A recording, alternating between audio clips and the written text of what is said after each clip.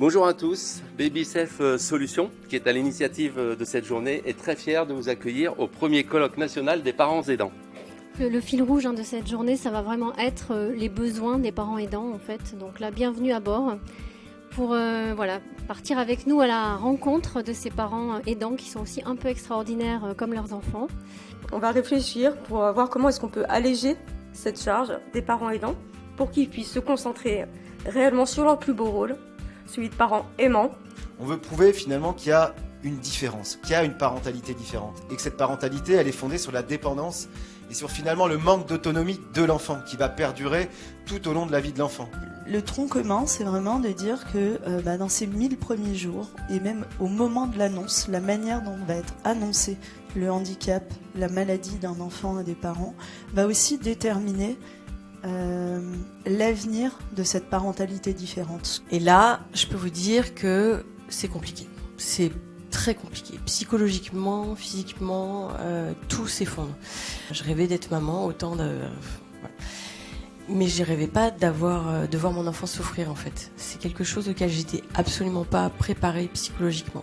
Mais j'ai le sentiment qu'au-delà de la disponibilité et de la bienveillance qu'on peut avoir, il y a quelque chose d'assez essentiel et pas très décrit, c'est l'authenticité.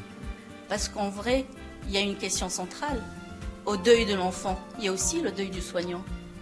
On n'est pas malade quand on est aidant, mais la situation peut entraîner des risques et des risques psychologiques et d'impact en fait psychologique.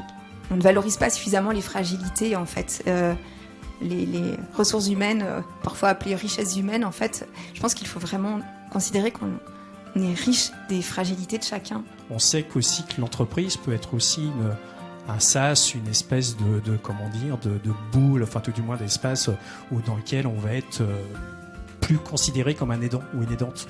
C'est-à-dire qu'on va pouvoir se réaliser professionnellement, on va pouvoir continuer d'avoir une trajectoire professionnelle. Toute la problématique aussi pour une entreprise, c'est de mettre en place un certain nombre une multitude de portes d'entrée. Il n'y a pas qu'une porte d'entrée, il n'y a pas qu'une solution.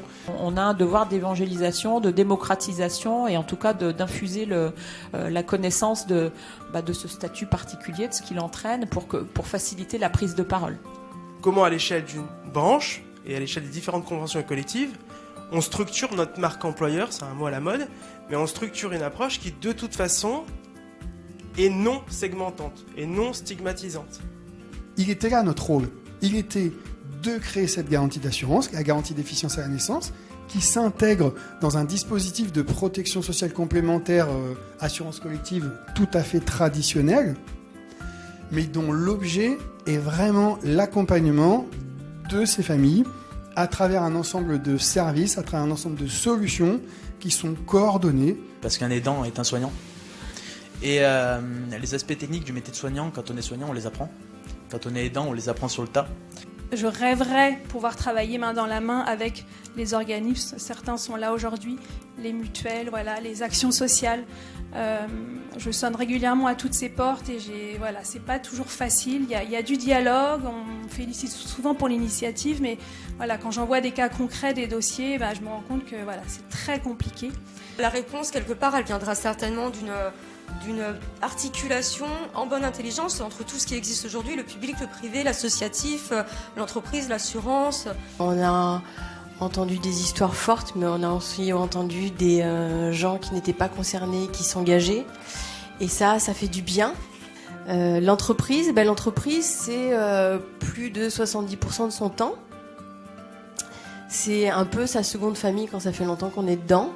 Les gens qui décident de continuer à travailler, ils le font parce qu'ils ont besoin de stabilité. Ils ont besoin d'un socle, ils ont besoin de se reposer sur quelque chose. Et s'ils décident de rester dans leur entreprise, c'est parce qu'ils croient en leur entreprise. Notre grand projet, évidemment, c'est que chacun d'entre vous reparte avec une chose, ne serait-ce qu'une chose, qui peut faire dès la semaine prochaine pour changer la situation. Je retiens finalement que le monde du travail, c'est le bon échelon, c'est le bon moyen de faire progresser la cause des parents aidants. Et on vous donne rendez-vous dans un an pour le 2e colloque des parents aidants. Merci à tous, à très bientôt j'espère.